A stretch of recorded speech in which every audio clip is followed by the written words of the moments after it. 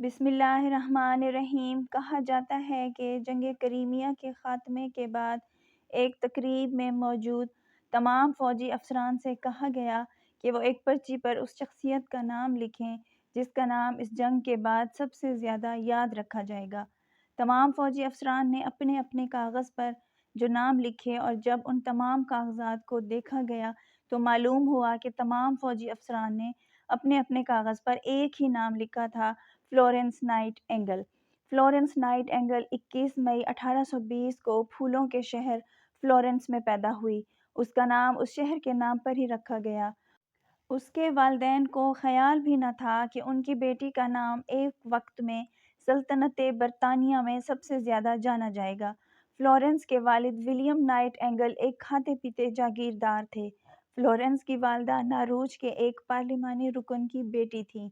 Florence کے نانا انسانیت کی خاطر خدمات انجام دینے میں مشہور تھے۔ فلورنس نائٹ انگل بچپن میں گڑیوں کے ساتھ کھیلا کرتی تھی۔ وہ گڑیوں کے کپڑے تبدیل کر کے ان کو بیڈ پر لٹا دیتی اور چھوٹی بہن کو کہتی کہ گڑیاں سو رہی ہیں، ان کو تنگ نہ کیا جائے۔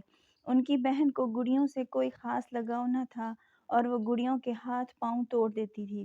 اس پر فلورنس نہایت احتیاط کے ساتھ گڑیوں کے ہاتھ پاؤں کی بینڈیج کرتی۔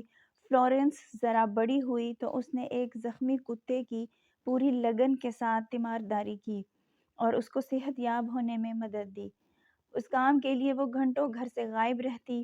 وہ دونوں بہنیں جانوروں سے بہت پیار کرتی تھیں اور گھر والوں کی طرف سے پالتو جانور رکھنے اور ان کے ساتھ کھیلنے کی مکمل آزادی تھی۔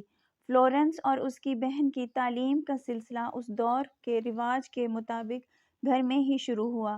ایک گورنس ان کو گھر میں ہی تعلیم دیتی تھی، لیکن اس کے والد اس کی تعلیم و تربیت اپنے مخصوص انداز میں کرتے تھے۔ اس کے والد انسانیت نواز انسان تھے اور انہوں نے انسانیت کی خدمت کے عظیم مقصد کی خاطر فلورنس کو کم عمری میں آمادہ پایا، لیکن وہ فلورنس کی تعلیم سے بھی غافل نہ تھے۔ انہوں نے فلورنس کو ابتدائی سائنس، یونانی اور لاطینی زبانیں اور ریاضی کی تعلیم خود دی۔ انہوں نے فلورنس کے کھیل اور تعلیم کے اوقات مقرر کر دیے تھے اور وہ اصول توڑنے پر فلورنس کو سزا بھی دیا کرتے تھے۔ فلورنس کی والدہ نے فلورنس کو گھریلو فنون میں مشتاق کر دیا۔ جب وہ 12 سال کی تھی تو اس کے اندر ایک بے چینی پیدا ہوئی۔ وہ کچھ سوالات کی بنا پر پریشان رہتی تھی۔ وہ سوچتی تھی کہ وہ ایک نواب کی بیٹی ہے، کیا اس کے لیے گھر میں آسائشات کے ساتھ رہنا جائز ہے، جبکہ دنیا تکالیف کا گھر بن چکی ہے، جہاں بیشتر لوگ غربت کی مصیبت اٹھا رہے ہوں۔ وہاں چند افراد کا تعیشاتی زندگی کو محض اپنے لیے مختص کر لینا کیا زیادتی نہیں ہے؟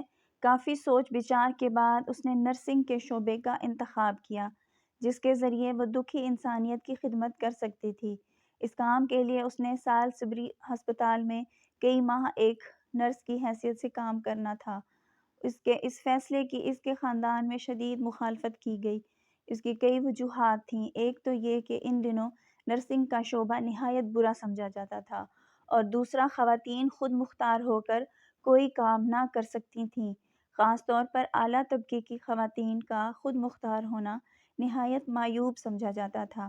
اس دور کی نرس کا مطلب بوڑھی، بدتمیز، لاپرواہ، گندی اور ظالم خاتون تھی۔ ہسپتال میں نرس کو اخلاقیات سے نابلد خیال کیا جاتا تھا۔ یہ فلورنس نائٹ انگل تھی جس نے اس شعبے کا انتخاب کیا اور اس کو عزت بخشی۔ اس نے تمام مخالفتوں کے باوجود اس پیشے کا انتخاب کیا اور سالسبری ہسپتال میں ایک عظیم جدوجہد کا آغاز کیا۔ دنیا کے مزے اس کے لیے کوئی حیثیت نہ رکھتے تھے، حتیٰ کہ شادی میں کوئی دلچسپی ظاہر نہ کی، جبکہ وہ ایک نہایت حسین خاتون تھی۔ اس نے 8 سال تک سالسبری ہسپتال میں کام کیا اور اس دوران اپنے آپ کو اس ہسپتال تک محدود نہ رکھا بلکہ تمام یورپ کے ہسپتالوں، مریضوں اور عوام کی صحت کے مسائل سے متعلق معلومات جمع کیں۔ اس دوران وہ تمام یورپ میں مختصر اوقات کے لیے خدمات بھی انجام دیتی رہی۔ اس نے پاسٹر فلیڈنر کے دنیا بھر میں پہلے نرسنگ انسٹی ٹیوٹ میں کام کیا۔ آئندہ عمر کے لیے پلاننگ بھی کر لی۔ اب دنیا اس کے سامنے تھی اور اس نے دکھی انسانیت کی خدمت کرنا تھی۔ 3 سال اور گزرے تو اس کے خاندان نے بھی یہ سوچ کر اس کی معمولی مخالفت بھی ختم کر دی کہ اب وہ بڑی ہو گئی ہے اور خود اپنا خیال رکھ سکتی ہے۔ اب کی بار فلورنس نے 47 ہارلے اسٹریٹ پر اپنا ادارہ قائم کیا اور اس نرسنگ ہوم کی سپرنٹینڈنٹ بن گئی اور تند ہی سے اپنا کام شروع کر دیا۔ انہی دنوں کرائمیا کی جنگ شروع ہو گئی۔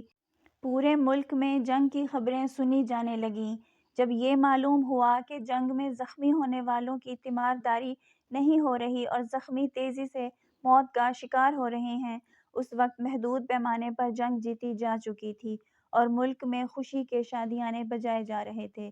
ان حالات میں زخمی فوجیوں کی حمایت اور تیمارداری کے سلسلے میں فلورنس نائٹ انگل نے اپنی خدمات پیش کیں۔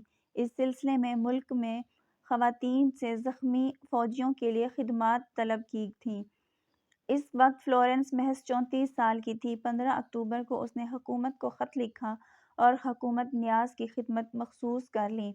محاذ پر جانے والے قافلے کو رخصت کرنے بے شمار افراد آئے تھے۔ فلورنس اور اس کا قافلہ 4 نومبر 1884 کو بالا کلاوا کی جنگ کے بعد اسکوٹری کے مقام پر انکریمن کی جنگ سے پہلے پہنچا۔ فلورنس نے محاذ کا دورہ کیا تو دل چیر دینے والا نظارہ اس کے سامنے تھا۔ زخمیوں کی حالت نہایت بری تھی۔ ان کے بیڈ نہایت گندے اور جراثیم آلود تھے اور ان کی چادریں اتنی کھردری تھیں کہ ان پر لٹا نہ جائے۔ کئی جگہوں پر زخمیوں کے لیے بیڈ بھی نہ تھے اور وہ محض ایک چادر میں زمین پر پڑے رہتے تھے۔ رات کو روشنی کے لیے موم بتیاں تھیں جن کی روشنی میں چوہے مریضوں کو کاٹ کر ان کی تکالیف میں اضافہ کرتے۔ کوئی برتن نہ تھے، دواؤں مرہم پٹیوں کا انتظام نہ تھا، صفائی تک کی سہولت نہ تھی۔ مایوسی کے سوا کچھ نہ تھا، لیکن فلورنس نے امید کا دامن نہ چھوڑا۔ اگرچہ آرمی افسران نے حالات کو غیر تسلی بخش قرار دیا، لیکن فلورنس نے ذاتی ذرائع سے 7,000 پاؤنڈ جمع کیے اور ایسی چیزیں خریدیں جن کی اشد ضرورت تھی۔ جلد ہی اس کی کوشش رنگ لائیں اور گندگی کی جگہ صفائی دکھائی دینے لگی اور صحت کے معاملات بہت بہتر ہونے لگے۔ جب تمام ڈاکٹرز رات کو آرام کر رہے ہوتے، فلورنس اپنی ایک لالٹین اٹھائے تمام جنگوں پر چکر لگاتی۔